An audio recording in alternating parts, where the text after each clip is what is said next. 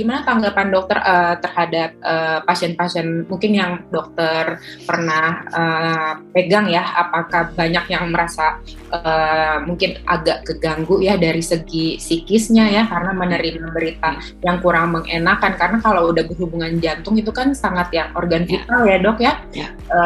Itu jadi bagaimana penjelasannya dok ketika ya itu pasiennya pasti ngerasa betul ketika betul. Ya betul sekali Dokter Mutiara dan juga Bu Isma ya, itu dia. Jadi pada saat menyampaikan gagal jantung ya, istilahnya saya kalau menyampaikan gagal jantung tuh saya agak memilah-milih. Saya lihat situasi dan kondisinya. Biasanya yang akan saya beritahukan terlebih dahulu suami, itu udah pasti ya. Saya akan, kalau dengan suami saya akan belak-belakan, betul-betul saya beritahukan semuanya secara keseluruhan. Tapi kalau untuk penderitanya sendiri karena dibutuhkan, tetap menurut saya sih tidak hanya secara fisik, mental juga harus kuat. Bahwa harus sembuh itu sangat penting, itu juga sangat mempengaruhi ya, gitu. Psikis dengan fisik itu kan saling berhubungan. Jadi kalau saya biasanya menyebutkannya ada gangguan di jantungnya yang mengakibatkan pompa jantungnya menurun. Jadi saya biasanya menghindari kata-kata gagal jantung karena itu terkesan mengerikan pada saat kondisi sedang akut ya. Karena kalau misalnya sudah selesainya baru saya jelaskan bahwa ini adalah langsung di kondisi gagal jantung. Nah, tapi saya selalu menutup dengan kata-kata yang indah bahwa ini bisa sembuh, pompa jantungnya bisa kembali normal. Gitu. Itu biasanya membuat ibu-ibu yang tadinya mukanya kerung, sedih, jadi agak ceria. Gitu. Tapi saya bilang tadi 3 syarat utama harus dipenuhi saya bilang. Karena pada dasarnya dari berbagai penelitian yang sudah dilakukan, itu PPCM pada dasarnya harus kembali pompa jantungnya. Jika tidak kembali, harus difikirkan penyebab lainnya. Itu yang paling penting. Gitu. Jadi 3 itu yang saya selalu bilang gitu. Jadi jangan berkecil hati karena tidak jarang ibu-ibu itu jangankan tanpa PPCM ya, jangankan dengan PPCM jangankan dengan PPCM, tanpa PPCM pun ada yang disebutkan baby blue syndrome ya dan lain sebagainya. Ada juga depresi pasca melahirkan, itu juga ada gitu. Jadi biasanya memang tidak jarang pasien-pasien saya juga ada beberapa yang sampai akhirnya ingin mengakhiri hidupnya gitu ya. Nah itu ada beberapa yang seperti itu. Jadi memang seringkali saya juga meminta bantuan dari teman-teman psikiatri untuk mendampingi kalau misalnya saya rasa memang perlu gitu. Jadi kami juga sedang ada tuh penelitiannya terkait hal tersebut ya, yang dibantu oleh rekan-rekan psikiatri. Jadi memang dalam proses menyampaikannya itu saya selalu menyampaikan yang secara keseluruhannya adalah kepada pihak suami ataupun keluarga, sedangkan pasien saya encourage walaupun berhak tetap tahu apa itu PPCM dan sedang menderita apa, tapi prinsipnya adalah saya selalu memberikan harapan bahwa banyak sekali lah. Sebenarnya dari penelitian saya juga 80% lebih itu kembali pompa jantungnya. Dan most likely di bawah 2 tahun ya. Walaupun ada beberapa yang tidak kembali. Biasanya kalau beberapa yang tidak kembali ini akan saya lakukan MRI untuk melihat ada nggak sih penyebab lainnya. Jangan-jangan dia dianggap PPCM tapi sebenarnya bukan PPCM gitu. Nah, jadi itu sih bedanya. Jadi PPCM itu seharusnya kembali. Kalau dia tidak kembali, kita harus pikirkan yang lain. Itu sebenarnya seperti itu. Oke dok, baik dok. Tadi kan dokter di paparan dokter selalu bilang kalau dia datang sendiri, besoknya dokter suruh datang sama suaminya.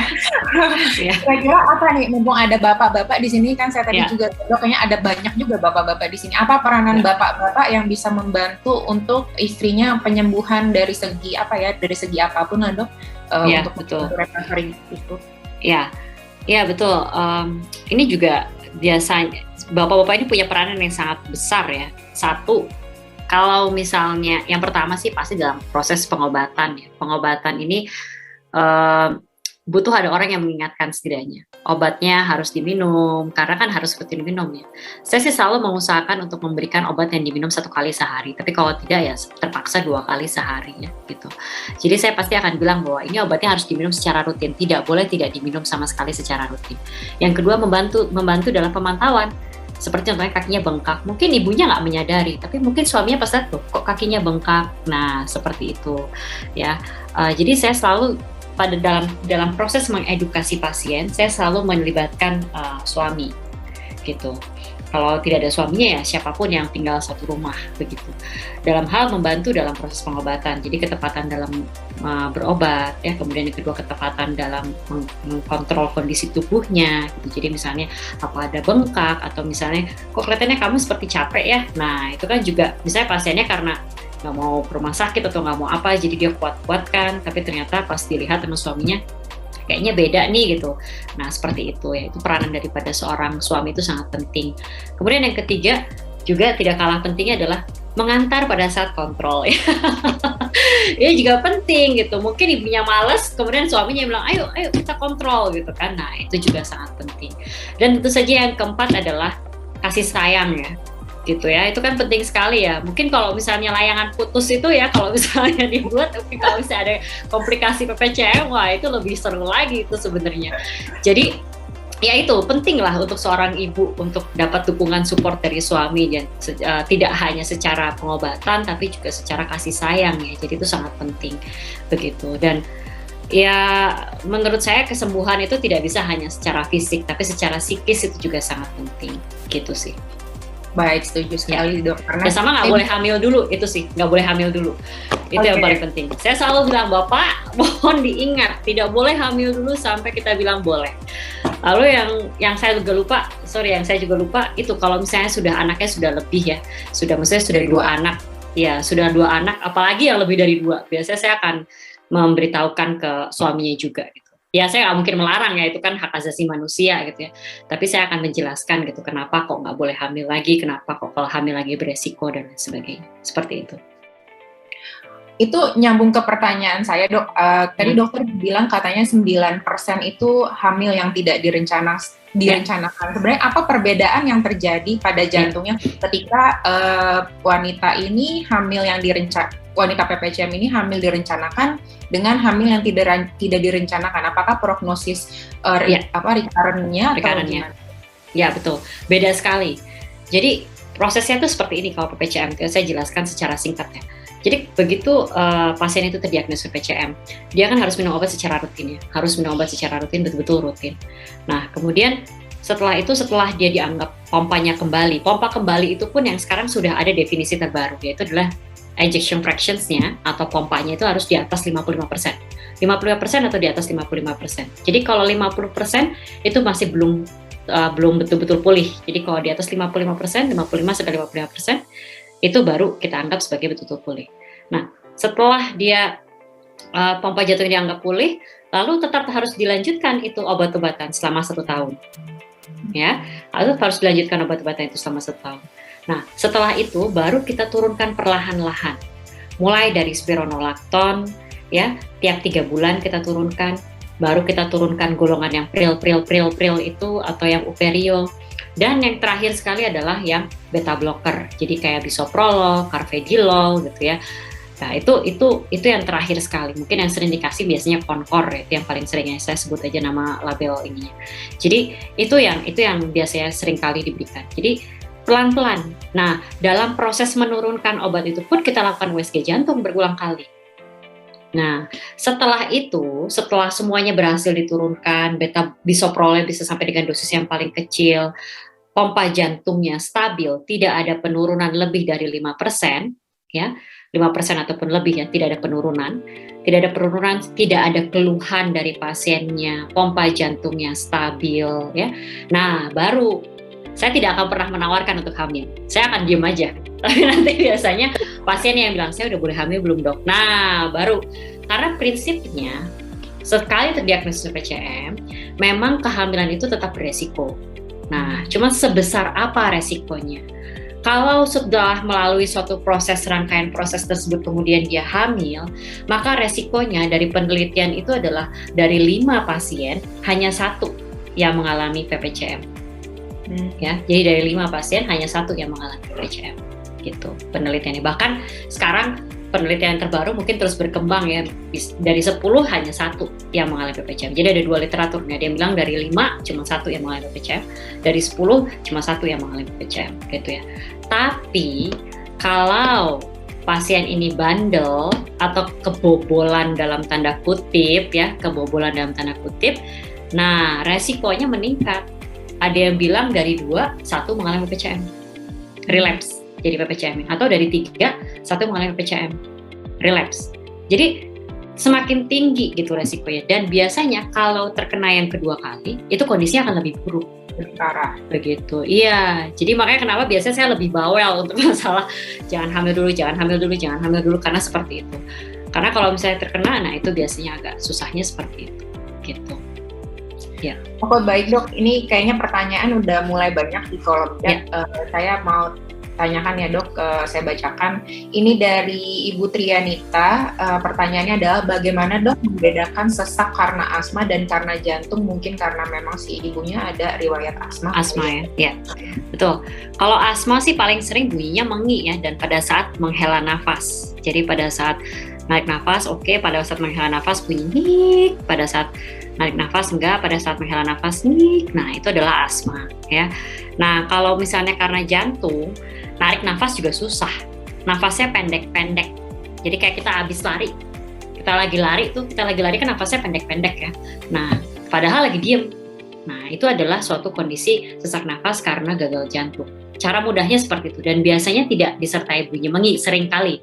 Tapi ada yang disebut dengan asma kardiale. Jadi saking dia udah karena dia paru-parunya sudah terendam cairan sebanyak sekali sehingga timbul bunyi mengi juga. Cuman bedanya kalau itu ibu bahkan udah nggak bisa ngapa-ngapain lah, biasanya udah diem aja karena saking sesaknya itu. Jadi bedanya itu. Kalau asma pada saat mengeluarkan nafas bunyi mengi gitu. Jadi narik nafasnya dia nggak ada masalah. Tapi pada saat menghela nafas susah dan ada bunyi mengi. Dan kalau karena jantung ya tadi yang saya bilang. Jadi kalau dia seperti orang lagi berlari, nafasnya pendek-pendek, padahal lagi diem. Nah, itu adalah suatu gagal jantung ya. Pertanyaan berikutnya dari Ibu Nina, dok, seberapa pentingkah pemeriksaan pro BNP untuk pasien PPCM? Wah, terima kasih Bu Nina, ini luar biasa pertanyaannya. NT-Pro BNP itu punya 2 manfaat pada PPCM, bukan hanya pada PPCM, sebenarnya pada gagal jantung ya. Yang pertama adalah untuk diagnosis, yang kedua adalah untuk prognosis. Jadi untuk memperkirakan harapan kedepannya seperti apa, gitu ya. Kalau diagnosis sebenarnya boleh diperiksakan, boleh tidak sebenarnya ya untuk menegakkan diagnosis. Karena tadi makanya saya dalam menegakkan diagnosis ada gejala dan tanda, lalu kita lakukan USG jantung atau echo, kemudian pemeriksaan laboratorium di mana salah satunya adalah BNP. Nah, tapi standar baku emas untuk menegakkan diagnosis PPCM itu adalah echo sebenarnya atau USG jantung. Jadi asalkan pompa jantung memang di bawah 45%, maka pasien itu PPCM, apapun hasil BNP-nya, seperti itu. Nah, tapi kalau ditambahkan pemeriksaannya akan lebih baik lagi, menegaskan lagi, ini lebih jelas lagi bahwa pasien ini memang mengalami PPCM dengan gagal jantung, begitu. Peranan yang kedua adalah untuk prognosis. Prognosis itu adalah untuk untuk memperkirakan, jadi memprediksi keluarannya nanti bagaimana nih luarannya pasien ini. Kalau misalnya pada saat pertama kali terdiagnosis dia tinggi, kemudian kita lakukan pemeriksaan kembali dalam waktu 3 bulan, dia menurun lebih dari 30%, ya, lebih dari 30% atau bahkan sampai di bawah 1000, itu berarti menunjukkan bahwa dia kemungkinan prognosisnya akan bagus. Nah, seperti itu sebenarnya. Saya juga dulu tinggi banget, dok, sampai belasan ribu, tapi turun. Nah, ya, yang penting turun. Kalau nggak turun itu bahaya. Kalau turun sih nggak ada masalah. Oke dok, makasih. Ini pertanyaan lagi tentang pemicu dari PPCM itu ada banyak di pertanyaan ini Ibu. Pertanyaannya tentang pemicu PPCM apa aja sih dok? Dari Bapak Ivan, apakah hipertensi dan obesitas itu memicu dari PPCM? Kemudian apakah anemia dan PCOS juga termasuk pemicu dari PPCM? Apakah kurang istirahat dan kelelahan juga pemicu PPCM? Dan apakah hal-hal di atas bisa memicu PPCM? Ya, oke. PPCM itu prinsipnya adalah tadi ya faktor resiko ya. Jadi yang penting ada 4 faktor resiko. Yang pertama adalah hipertensi dalam kehamilan. Dari penelitian saya memang hipertensi dalam kehamilan itu menjadi salah satu faktor resiko utama dari PPCM. Jadi kebanyakan memang pasien saya itu hampir lebih daripada 50% itu mengalami hipertensi dalam kehamilan, terutama preeklamsi ya. Itu biasanya akan mengalami PPCM. Lalu yang kedua, dan saya nggak ngerti kenapa di Indonesia preeklamsi itu tinggi sekali angkanya. Ya, ini masih menjadi suatu PR bersama, tidak hanya dokter jantung, tapi tentu saja juga dokter kandungan ya. Kemudian yang kedua adalah usia di atas 30 tahun itu juga meningkatkan resiko. Yang keempat adalah hamil kembar ya. Hamil kembar itu juga meningkatkan resiko. Yang keempat adalah hamil ya anak kedua atau seterusnya, anak kedua, anak ketiga, anak keempat dan seterusnya. Itu yang sudah pasti memicu terjadinya PPCM. Sedangkan yang lainnya, obesitas, itu juga ada penelitian yang bilang kalau pasien yang sebelum hamil mengalami obesitas memang meningkatkan resiko. Tapi belum suatu hal yang pasti. Yang pasti ini baru ada 4. Yang obesitas ini masih dalam proses studi, masih dalam proses penelitian. Kemudian anemia, ada yang bilang juga, tapi masih belum pasti. Jadi yang pasti itu adalah baru 4 ini. Jadi kalau misalnya memang ibu atau bapak yang istrinya mempunyai keempat resiko ini dan kemudian lagi hamil, ya memang baiknya dikomunikasikan lah dengan dokternya gitu ya, dan lebih aware lagi kalau misalnya ada keluhan-keluhan seperti yang saya sampaikan tadi gitu. Lebih baik lebay ya, lebih baik lebay daripada akhirnya nanti kelewat gitu ya. Saya kebetulan punya faktor resiko semuanya, Dok. Saya hamil kembar, terus saya naik 50 kilo, Dok, dulu. Makanya emang langsung ngedrop banget kayaknya emang. Ya. Terlaluan juga sih naiknya, tapi sekarang udah turun sih, Dok. Ya, alhamdulillah. Kemudian pertanyaan selanjutnya dari Ibu Arni nih, Dok, dari Yayasan Hipertensi Paru Indonesia. Halo Dokter Saya, izin bertanya, Dok, berbicara mengenai PPCM sekilas, itu sangat mirip ya, Dok, dengan hipertensi paru, karena kedua kondisi tersebut itu sama-sama termasuk kategori gagal jantung dengan gejala-gejala hampir mirip juga, dan banyak juga pasien hipertensi paru yang terdiagnosa sesaat setelah melahirkan. Lalu apakah ada hubungan antara PPCM dan hipertensi paru, Dok, dan apa bedanya ya kedua kondisi tersebut? Bagus banget. Ya, bagus banget pertanyaannya, ini kayak pertanyaan PPDS saya jadinya. Jadi ya, saya juga aware sekali bahwa ada komunitas hipertensi paru yang memang luar biasa lah sekarang dengan adanya media sosial nih, kalau dipergunakan dengan baik memang sangat membantu ya sebenarnya.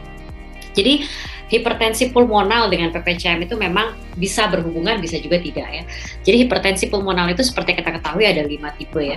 Jadi yang pertama adalah ya tipe 1, itu biasanya dia kaitkan dengan idiopatik atau adanya kelainan kongenital. Jadi kelainan penyakit jantung bawaan. Idiopatik tuh dia belum diketahui penyebabnya apa, tapi tiba-tiba dia mengalami hipertensi pulmonal. Yang kedua adalah penyebabnya karena kelainan jantung. Ya. Yang ketiga adalah karena kelainan paru-paru, yang keempat adalah karena kelainan gumpalan darah yang terus-menerus, yang biasanya terus-menerus dia masuk ke dalam pembuluh darah paru, biasanya kita singkat dengan CTEPH atau CTEP ya. Kemudian yang kelima atau yang terakhir itu adalah dikaitkan dengan permasalahan sistemik, jadi gangguan darah dan lain sebagainya. Nah, memang PPCM ini bisa mengakibatkan hipertensi pulmonal, bisa melalui mekanisme hipertensi pulmonal yang kedua, jadi diakibatkan oleh karena kelainan jantung. Bisa, tapi PPCM dulu, kemudian lambat laun dia mengalami hipertensi pulmonal, seperti itu. Makanya biasanya keluhannya akan menjadi mirip gitu, menjadi mirip. Tapi biasanya kalau hipertensi pulmonal, dia bengkaknya lebih hebat, lebih heboh, bengkak kaki, asites tuh bengkak di perut ya, yang penuh cairan, itu akan lebih heboh dibandingkan dengan PPCM. Bedanya seperti itu. Oleh sebab itu pemeriksaan itu menjadi penting. Makanya tadi saya bilang salah satu standar baku emas untuk menegakkan diagnosis PPCM adalah salah satunya dengan USG jantung. Karena dengan USG jantung kita bisa bedakan PH atau PPCM. Nah, itu bisa dibedakan. Atau PPCM dengan PH, itu bisa juga didiagnosis gitu. Begitu. Baik, Dokter Mutiara. Terima kasih banyak, Dok. Kemudian pertanyaan berikutnya dari Ibu Sinta, apakah pasien PPCM boleh melakukan pengobatan alternatif, Dok? Seperti dan akupuntur tuh, Dok. Silakan, Dok, jawab, Dok. Boleh, saya sih selalu boleh, asalkan obat utamanya tetap diminum. Itu yang paling utama. Jadi biasanya gini, pasien saya suka ada yang, Dok, saya boleh nggak akupunktur? Dok, saya boleh nggak minum jamu dan lain sebagainya? Saya selalu tidak pernah bilang nggak boleh ya, karena ya kita tidak pernah tahu, siapa tahu dia punya punya seperti vitamin lah gitu ya, antioksidan yang tinggi gitu kan, kita nggak pernah tahu ya. Saya juga suka minum jamu gitu ya. Jadi nggak masalah asalkan obat utamanya tetap diminum. Syaratnya tetap obat utamanya tetap diminum. Mau akupunktur, bekam apa silahkan gitu. Tapi obat utamanya diminum. Dan untuk jamunya berarti mengurangi jatah cairan. Karena kan kalau misalnya pasien BPCM harus dikurangi cairannya ya selama pompa jantungnya masih rendah, harus dikurangi kan 1,5 liter per hari itu paling maksimal. Jadi kalau minum jamu berkurang deh, jadi 1,2 liter gitu ya. Mungkin seperti itu kalau dari saya.